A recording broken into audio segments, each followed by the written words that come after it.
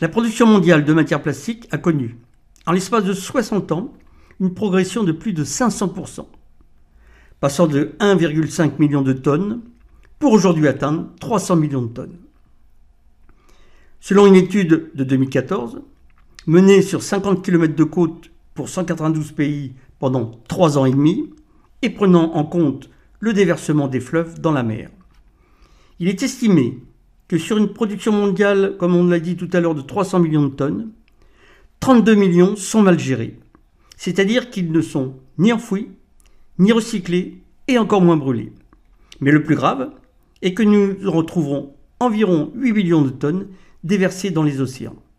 Pourtant, sur ces 8 millions de tonnes, nous n'en retrouverons seulement que 236 000 tonnes à la surface des océans. Comment explique-t-on cette différence et que deviennent ces déchets plastiques? Se dissolvent-ils dans la mer?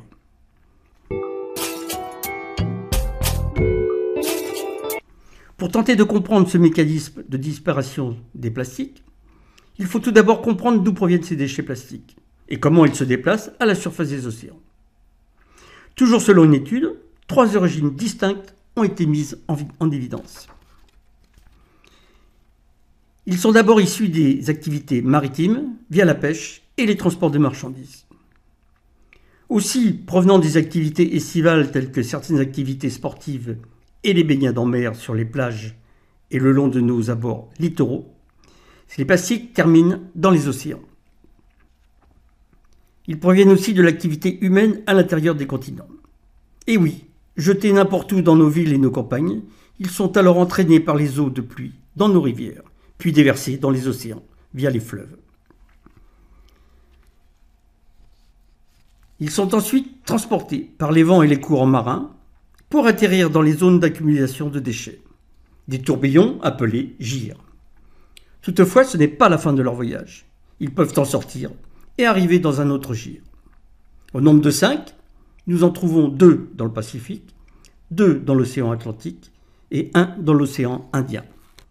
Jusqu'à ces dernières années, on pensait que le nombre de déchets plastiques déversés chaque année dans les mers allait en augmentant. On estime que chaque année, 50 000 milliards de morceaux de plastique se retrouvent à la surface des océans, représentant 236 000 tonnes. Pour autant, si une grande partie de ces déchets plastiques se désagrègent et disparaissent, devons-nous continuer à l'utiliser la mer comme une poubelle?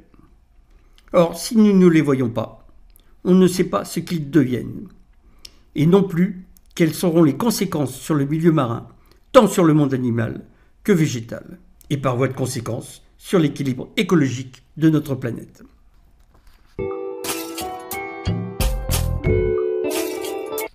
Alors ne rêvons pas, les plastiques ne disparaissent pas. Ils se désagrègent en particules microplastiques dont la taille peut atteindre une vingtaine de microns. D'autre part, si une grande partie de ces plastiques n'est plus visible, cela ne veut pas forcément dire qu'ils disparaissent réellement. Plusieurs éléments contribuent à la désintégration de ces déchets en petits morceaux plastiques, puis en microparticules, invisibles à l'œil humain. Alors on peut se poser la question, que deviennent ces microplastiques qui étaient à la surface des océans? Alors une première étape de désintégration, réduisant les plastiques en petits morceaux, survient par des événements naturels, tels que les vagues, les rayons du soleil et les courants marins. Alors en parallèle, lors du processus de renouvellement de la banquise, il se produit un phénomène de concentration de particules présentes dans l'eau de mer, qui, en gelant, emprisonne dans la glace les particules microplastiques se trouvant à la surface. Et c'est pour cette raison que nous les retrouvons dans les banquises de l'Arctique et de l'Antarctique.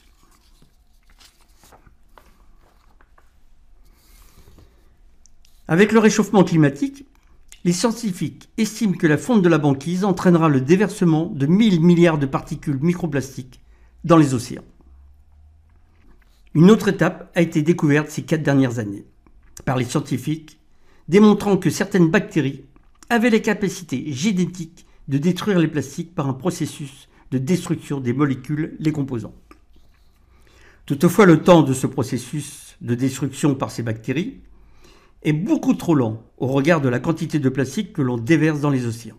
En conséquence, une production de plastique pourrait être envisagée si elle était raisonnée et tenait compte de cette réalité. et ce qui devrait être la règle de toute production dans nos sociétés de consommation. En 2015, alors que les scientifiques étudiaient les animaux de grande profondeur marine, à leur plus grand étonnement, ils ont décelé des particules microplastiques et cette concentration est 1000 fois supérieure au plastique de surface. Ces particules se désintègrent très lentement et descendent au fond des mers. En se dégradant, elles sont entraînées dans le fond par des colonnes d'eau et côtoyant ainsi le plancton qui lui remonte la nuit à la surface. La faune marine se pollue en ingérant une partie de ces particules. Alors il faut se poser une autre question. Quelles sont les conséquences sur la chaîne alimentaire ? Une fois en mer, il est pratiquement impossible de collecter ces particules. Et on en perd la trace. La question qui se pose est de savoir quel est l'impact de ce phénomène sur la chaîne alimentaire. Du plancton à la baleine, tous ces animaux ingèrent non seulement des particules microplastiques, mais aussi des morceaux de plastique, parfois beaucoup plus gros. On en retrouve environ dans 25% des poissons achetés dans le commerce. En Méditerranée, des scientifiques tentent d'évaluer la quantité de particules microplastiques par rapport à la quantité de plancton. Et les premières réponses ne sont pas réellement optimistes. Vous pourriez imaginer qu'il serait suffisant de ne pas manger les estomacs de nos poissons pour éviter la contamination plastique sur nos organismes.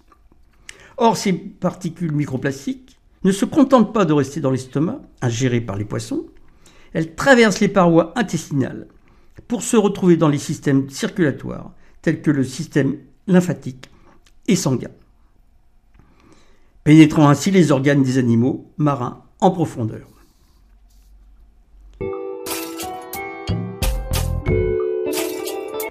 De par leur fabrication, les plastiques contiennent un ensemble d'éléments chimiques. Et chaque plastique est unique en raison des additifs que l'on y ajoute. L'un pour sa couleur, l'autre pour sa souplesse, ou encore le retardataire aux flammes pour la résistance au feu. Et pour cette raison, certains plastiques, notamment le dernier type, est particulièrement dangereux pour la faune marine et l'espèce humaine.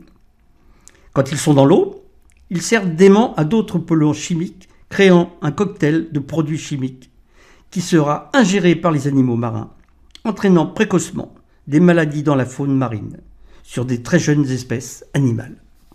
Pour autant, nous pouvons faire preuve d'un peu d'optimisme, car la concentration de PCB est 1000 à 10 000 fois inférieure aux normes sanitaires déclarées par l'OMS.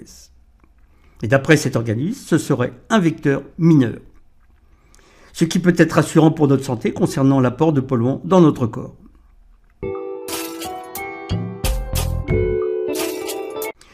Ceci étant, nous ne savons pas encore quelles en seront les conséquences, notamment sur la dispersion des espèces.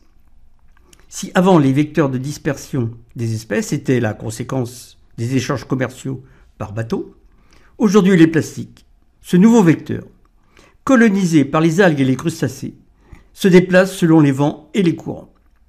Ainsi, il y a lieu de penser que les plastiques deviennent un vecteur majeur de la dispersion des espèces. Alors quel sera l'impact sur la biodiversité et le transfert des pathogènes ? Un nouveau monde est en train de naître. Il est appelé plastisphère par les scientifiques qui ont intégré les impacts du plastique dans leurs recherches. Et comme la nature a horreur du vide, sur ces microplastiques dépourvus de toute vie à leur surface, des bactéries viennent recréer un écosystème de vie microbienne. Les scientifiques estiment que 40% de ces débris plastiques sont colonisés par des espèces aquatiques. Certaines bactéries ont des caractéristiques génétiques qui leur permettent de s'attacher et de coloniser ces particules microplastiques, puis coloniser les estomacs des poissons. Cependant, les scientifiques pensent que pour l'instant, ces bactéries n'ont pas les capacités pathogènes suffisamment importantes pour affecter les humains. Toutefois, ces nouveaux écosystèmes pourraient être un facteur important de la transformation du milieu marin, dont aujourd'hui nous ne savons pas évaluer les impacts et les conséquences.